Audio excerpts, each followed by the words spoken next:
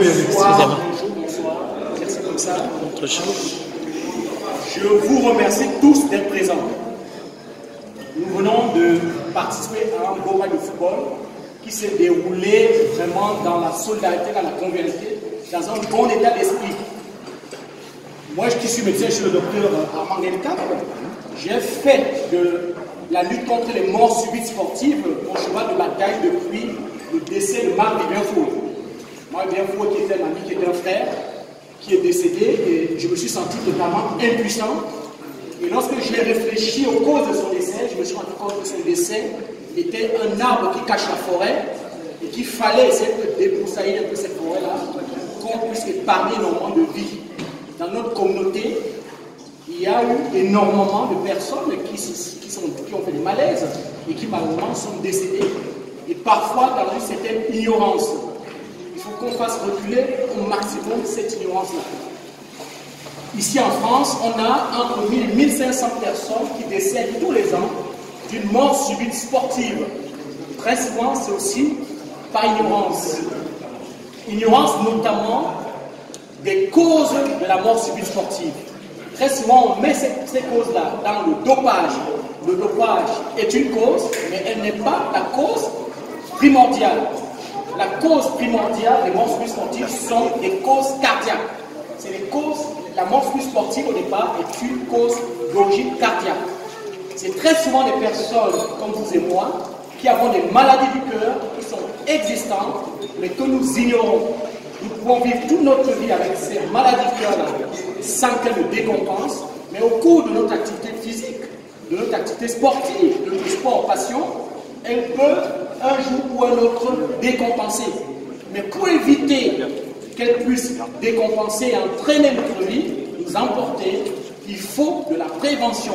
Et la prévention est essentielle. Il ne faut pas que c'est lorsque le drame arrive que nous essayons de rattraper par les cheveux ce que nous n'avons pas pu faire avant. Il faudrait que nous puissions le faire avant.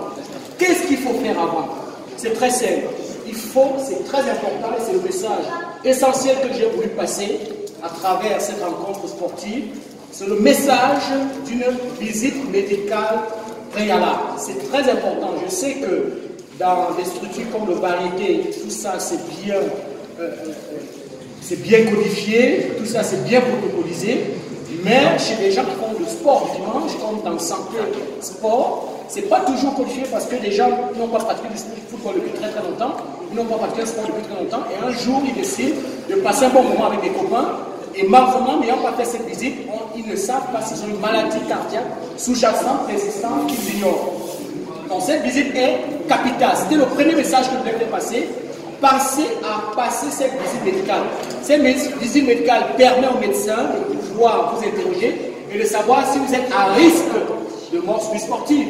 C'est très souvent facile de le savoir parce que dans l'entourage familial, on a souvent eu des décès qui sont passés totalement inaperçus, des décès inexpliqués.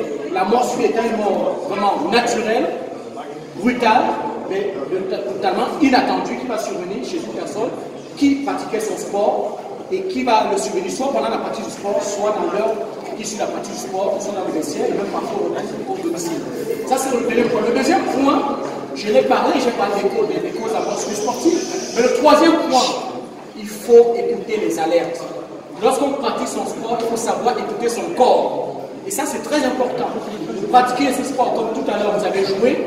Si vous sentez une douleur dans la poitrine, une douleur thoracique dans la poitrine, ce n'est pas quelque chose de normal. Il faut savoir avoir le droit d'arrêter ce sport-là et puis aller s'asseoir sur le banc et solliciter de l'aide pour qu'on puisse comprendre ce qui se passe. Si vous sentez une sensation d'essoufflement anormal, inhabituel, vous avez l'habitude de jouer, vous savez comment vous récupérer. Si vous sentez que vous avez du mal à respirer, vous êtes essoufflé de façon anormale, inhabituelle, c'est très important d'arrêter aussi ce sport-là et de consulter soit la médical, soit ultérieurement. Les sensations de palpitation, votre cœur qui se met à battre brutalement, ça aussi, ça fait partie des signes d'alerte. Et malheureusement, beaucoup de sportifs, souvent, n'écoutent pas les alertes. Une sensation de malaise, tout simplement. Il faut savoir arrêter son sport. Ça s'appelle des signes d'alerte. Et bien évidemment, quatrième message que vous voulez passer, lorsque vous pratiquez votre sport, lorsque quelqu'un s'écroule à côté de vous, il tombe, il faut souvent venir vers cette personne-là s'enquérir de son état, parce que très souvent, on ne va pas vers la personne s'inquiéter de son état, alors que cette personne est tout simplement en train de faire un malaise qui s'est compliqué dans l'arrêt cardiaque. Et si on ne va pas vers la personne qui s'inquiète de son état, les minutes qui coulent comptent et on peut arriver à la dernière minute.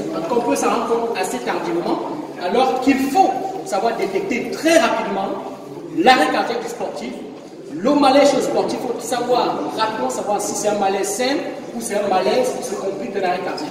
Et pour savoir si un sportif fait un arrêt cardiaque, c'est très simple. Il y a 3 choses à faire. La première chose, c'est de savoir si ce sportif est conscient ou s'il n'est pas conscient.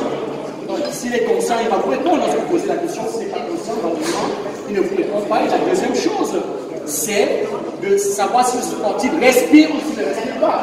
Parce que si ce sportif-là ne respire pas, ça signifie qu'il a un arrêt cardiaque. Une personne inconsciente qui ne respire pas est en arrêt cardiaque. C'est aussi simple que ça.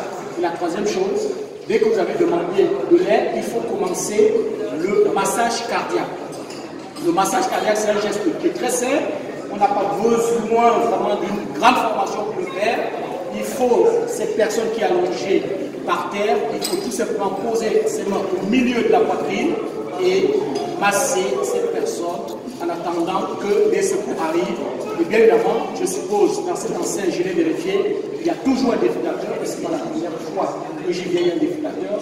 Mais bien évidemment, veillez toujours à ce que chaque fois que vous pratiquez votre sport, qu'il y ait un défibrillateur dans l'enceinte sportive où vous la pratiquez.